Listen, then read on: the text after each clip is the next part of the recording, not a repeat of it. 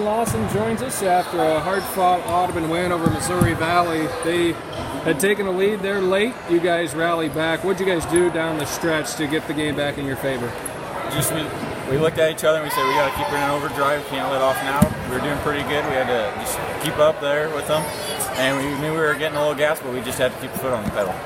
With about 2.5 minutes to play, you had a three-point play that I think put you up by maybe about 8 or 9, and was that kind of the point where you could sense it? Take us through that stretch. Yeah, I saw Tate driving down. I saw he had 3 defenders coming down on him, so I said he might get pressured a little bit. He might have to toss it up. So I figured if I get running down there with him, I'll be able to get a good putback and something like that. And I was able to jump up and grab the board above the 2 defenders, and later in got an and one. Tate Colleen was being a boxing one defense for a lot of the game. What did you guys have to adjust offensively to get some points against that? We noticed pretty early that what defense they were running. We kind of had in our minds what they were going to do, kind of key on Tate all year, which most teams have been doing. And we figured out that we just got to figure out how to get the ball around, just keep things moving in the paint, get them kicked out, and try to just look for an open 3 or an easy dump down in the paint. In the first half, you sat the final 6.5 minutes of that second quarter after picking up your second foul, and that kind of allowed them to stay in the game a little bit. How tough is that to watch on the bench? Oh, yeah. Words can't even describe how mad I get when I'm sitting there on the bench everything I try to do, I try to play through the game, and just even when I'm out there screaming, I'm yelling on the bench, yelling at Tate, telling him to get his butt moving or something like that. I always joke around with him. It's hard. I can't even explain it. It's just I just want to be out there with my boys balling. I think you guys were something along the lines of 18 of 26 from the free throw line. What do you think about that?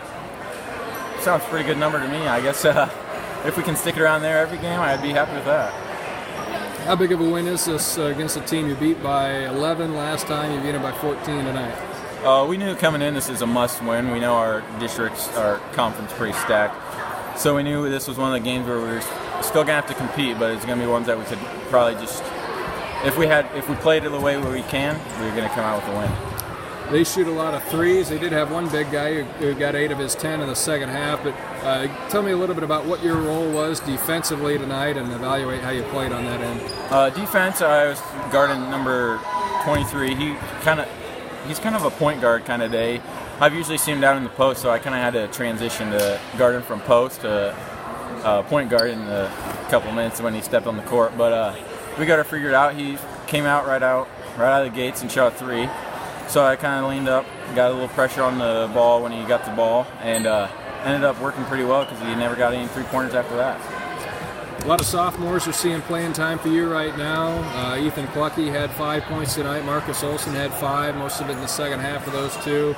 Jackson Jensen had a big game Saturday. Tell us a little bit about these sophomores that are having to really come on now. Oh, yeah. They've definitely put a work on the off-season. They all lifted, got bigger, got better and stronger. And Jackson Jensen, man, he played a hell of a game on Saturday. I think he ended up with 23 points, and man, it was crazy watching him play. He just played smooth, relaxed, and you could tell he was in his comfort zone.